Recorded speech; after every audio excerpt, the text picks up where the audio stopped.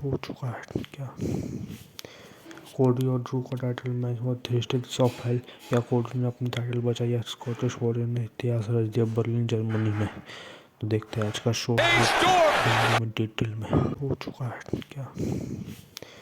कोडी और ड्रू का टाइटल मैच हुआ थर्सडे ऑफ हेल। या कोडी ने अपनी टाइटल बचाई या स्कॉटिश वॉरियर ने इतिहास रच दिया बर्लिन जर्मनी में। तो देखते हैं आज का शो में डिटेल में। बर्लिन जर्मनी में ये हुए स्मैकडाउन 9 जनवरी 2026 की शुरुआत एक बहुत ही इंटेंस और अनएक्सपेक्टेड सेगमेंट से हुई, जिसमें डब्ल्यूडब्ल्यूई के लेजेंड रैंडी ऑर्टन और स्मैकडाउन के नए सेंसेशन ट्रिक विलियम के बीच जबरदस्त प्रोमो बॉक्स को देखने को मिली। रैंडी ऑर्टन का ग्रैंड एंट्रेंस शो की शुरुआत में ही रैंडी ऑर्टन के म्यूजिक से हुई। बर्लिन के ऑडियंस ने उन्हें एक थंडरस ओवेशन दिया और पूरा अरेना उनके थीम सॉन्ग वॉइसेस के साथ गूंज रहा था। सिंग अलोंग के साथ रैंडी ने रिंग में आकर माइक लिया और बर्लिन का स्वागत किया, लेकिन वो कुछ बोल पाते इससे पहले ही उनको इंटरप्ट कर दिया। ट्रिक विलियम ने आके हैरान करते हुए सबके एनएक्सटी के फॉर्मर एनएक्सटी चैंपियन और स्मैकडाउन के नए स्टार ट्रिक विलियम म्यूजिक बजा और ऑडियंस ने वो दैट ट्रिक के साथ चैंट कर रही थी। ट्रिक ने रिंग में घुसते ही रैंडी को चैलेंज किया। ट्रिक, देखो रैंडी, ये हर हफ्ते कोई नया स्टार यहाँ आकर कहता है कि ये साल उनका होने वाला है। मुझे उन बातों से फ़र्क नहीं पड़ता। मैं यहाँ यह बताने आया हूँ कि इस साल असली स्टार आ चुका है और उसका नाम ट्रिक विलियम। ये 2006 नहीं 2026 से रैंडी ऑर्टन अब वक्त बदल चुका है। इंटरप्ट हो गया। उसके बाद जब ट्रिक विलियम बोलते कि मेरी हाइट 6 फीट 5 इंच और मेरा वेट 250 पाउंड है, तो यहीं पे रैंडी ऑर्टन बात काटते हुए ट्रिक विलियम भी बोलते कि मेरी हाइट सेम ही 6'5" है और मेरे पास बच्चे और एक स्मोकिंग हॉट वाइफ भी है। और जो चीज़ सबसे ज़्यादा मैटर करती है कि वो है मेरे I am here the 14 time world champion, you not. और रैंडी धीरे से मुस्कुराते हुए, मैंने बहुत सारे यहाँ नए स्टार देखे आते आते देखा है, लेकिन तुम स्टार लगते हो। तुम्हारी बॉडी 6'5" की कॉन्फिडेंस भी है, लेकिन तुम्हारे पास दिमाग नहीं है, क्योंकि दिमाग वाला आदमी कभी द वाइपर को इंटरप्ट नहीं करता। ठीक, मैं तुम्हें एक एडवाइस देता हूँ कि मेरे सामने कभी अपनी पीठ बैक मत मोड़ना, कभी भी। फिजिकल टेंशन के बीच बड़ा बातें इतनी बढ़ गई कि ट्रिक विलियम ने गुस्से में आकर रैंडी के हाथ से माइक झटक दिया और गिराया, और उस रैंडी को गुस्सा तुरंत आया उस पर पहुँच गया, 7वें आसमान पर पहुँच गया। रैंडी ने ट्रिक को पंच मारना शुरू किया और रोप्स पर ले जा धकेला। फिर रैंडी ने अपना सिग्नेचर मूव स्प्रिंटेड डीडीटी देकर ट्रिक को वही ढेर किया। फिर सरप्राइज अटैक था जो मिस पीछे जाके मिस रैंडी को जब सेलिब्रेशन की तैयारी कर रहे थे, तब मिस ने अचानक से पीछे से आकर रैंडी पर अपना हमला अचानक से किया। मिस को पिछले हफ्ते की हार का बदला लेना था। मिस ने स्कल्पशन फिनाले लगाने की कोशिश की, लेकिन रैंडी ने उसे अपने काउंटर मूव में एक कड़ा कारके दिया द मिस को। सेगमेंट के एंड होते ही रैंडी ऑर्टन रिंग में स्ट्रेट ऑन कर रहे थे। जब वो बैक स्टेज आ रहे थे तो उनका सामना रे फेनिक्स से हुआ, जो ट्रिक के साथ जिसका मैच होने वाला था आगे। रैंडी ने रे को घूरा और सिर्फ इतना कहा, गो किक हिज एस। इसके बाद जूली और एलेक्सा ब्लिस का वुमेन्स यूनाइटेड स्टेट्स चैंपियनशिप के लिए मैच होता। मैच से पहले एलेक्सा ब्लिस फोन पर चार्लोट फ्लेयर से बात कर रही थी और नाइया जैक्स और लैश लेजेंड ने आकर उन्हें तुरंत मारने की कोशिश की। एलेक्सा जीतने वाली थी, लेकिन लैश लेजेंड ने उन्हें टॉप रोप से धक्का दिया और रिजल्ट जूलियन ने नॉर्थ लाइट बॉम्ब लगाकर टाइटल रिटर्न किया। और मैच के बाद नाया और लैश लेजेंड ने एलेक्सा ब्लिस की पिटाई की, अटैक किया उसके ऊपर। बैक से और एक सेगमेंट था जीएम निकोल ने ऑफिशियली जॉर्डन ग्रेस को स्मैकडाउन पर वेलकम किया। चेल्सी वहाँ कर उन्होंने लगती है कि उन्हें रीमैच चाहिए। निकोल ने जॉर्डन ग्रेस का मैच एल्बा फायर से फिक्स कर दिया। वहाँ किट विल्सन आया और टॉक्सिक मैस्कुलिनिटी की शिकायत करने लगे। उन्हें मैच का ओनर से डर लग रहा था। इसके बाद एमएफटी द वाइट सिक्स का match 8 man tag team match होता है, जो एक ब्रूटल ग्रज मैच था।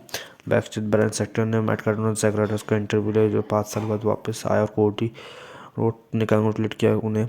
द मैच अंकल हाउडी ने सब पर भारी पड़ रहा था, लेकिन 16 से वाइट सिक्स की लालटेन ले उठा ली और उससे डिस्ट्रैक्शन का फायदा उठाकर टामाटोंगा ने अंकल हार्डी को पिन कर दिया और मैच में जीत गई है ये मैच। इसके बाद जॉर्डन ग्रेस और एल्बा फायर का मैच होता है। जॉर्डन ने अपनी यहाँ ताकत दिखा और एल्बा फायर को पूरी तरह डोमिनेट किया। रिजल्ट जॉर्डन ग्रेस ने टॉस और रैक बॉम्ब से मैच जीता। मैच के बाद जॉर्डन और जेट कारगिल ने स्टेज पर ही आकर दोनों के बीच में एक फेस ऑफ हुआ, जो वैसे भी फॉर्मर एडब्ल्यू सुपरस्टार है दोनों ही। फिर इसके बाद कार्मेलो लुइस और शिंसुके नाकामुरा का मेलन ओपन चैलेंज रखा था, जिसका शिंसुके नाकामुरा ने एक्सेप्ट किया। नाकामुरा ने किनशासा की कोशिश की, लेकिन मेलो ने अपना काउंटर मूव फर्स्ट 48 और नथिंग बट नेट लगाकर टाइटल रिटेन कर लिया।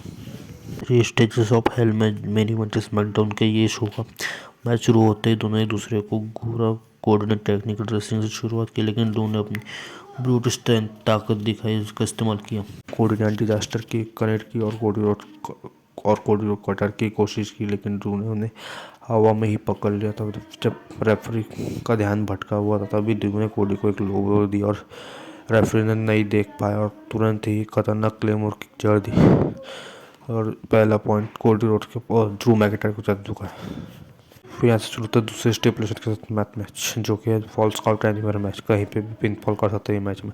पहला स्टेज हारने के बाद कोडी गुस्से में था। जैसे ही बेल बजी, ये फाइट रिंग से बाहर निकलकर क्राउड में चली गई। दोनों ने एक बैकस्टेज अरीना और कंसेशन स्टैंड तक एक दूसरे को पीटा। ड्रू ने कोडी को लोहे के गेट्स पर मारा, तभी कोडी ने बदला लेने के लिए ट्रैश कैन का यूज़ किया। दोनों वापस रिंग साइड में आए। रिंग साइड पर आए ड्रू ने कोडी को अनाउंस टेबल पर पावर बम देने की कोशिश की, लेकिन कोडी ने रिवर्स की करके वहीं पर क्रॉस आउट दे दिया। तभी टेबल टूट गया और कोडी ने वहीं पिन करके अब यहाँ पे 1-1 का पॉइंट हो चुका है। दोनों को कोडी के पास भी एक पॉइंट और ड्रू के पास भी एक पॉइंट, एक मैच जीत चुका है। और अब इनका final match 3 stages of hell का मैच, जो फाइनल मैच था कि स्टील केज मैच था, जो डिसाइडर होगा ये मैच। अब स्कोर बराबर था, स्टील केज ऊपर से नीचे आ रहा था, दोनों थके हुए थे लेकिन लड़ने के लिए तैयार थे।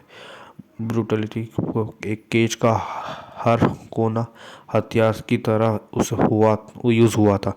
ड्रू का सर फट गया, तभी ब्लीडिंग होने, लेकिन वो रुका नहीं और कोडी ने केज के टॉप रोड से मून शॉट लगाने की कोशिश करी, जो सीधा ड्रू पर लैंड हुए।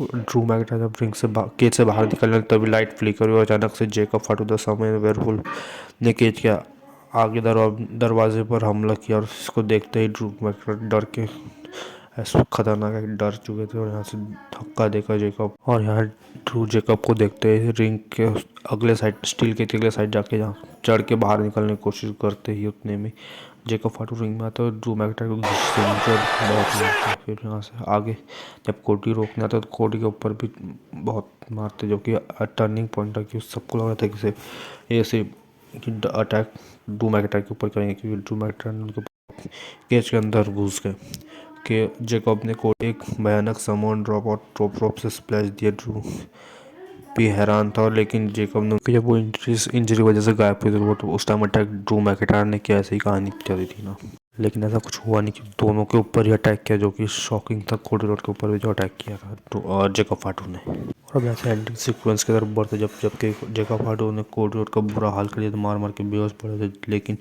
ड्रू ने जेकब की तरफ देखा और फिर केज के दरवाजे की तरफ बढ़ने लगे। ड्रू ने केज इन दोनों की फाइट का फ़ायदा मारपीट का फ़ायदा उठाते हुए ड्रू ने केज के दरवाजे से बाहर निकल गया और उनके पैर ज़मीन पर टच होने की वजह से वो अब हमारे नए चैंपियन, जो कि शॉकिंग था लेकिन अच्छा ही ट्रिगल हो चुका। और यहाँ ड्रू विनर और न्यू WWE अनडिस्प्यूटेड चैंपियन बन चुके ड्रू मैकिंटायर। और वहाँ से ड्रू मैकिंटायर गिरते पड़ते टाइटल के साथ जाते हैं रैंप की तरफ से।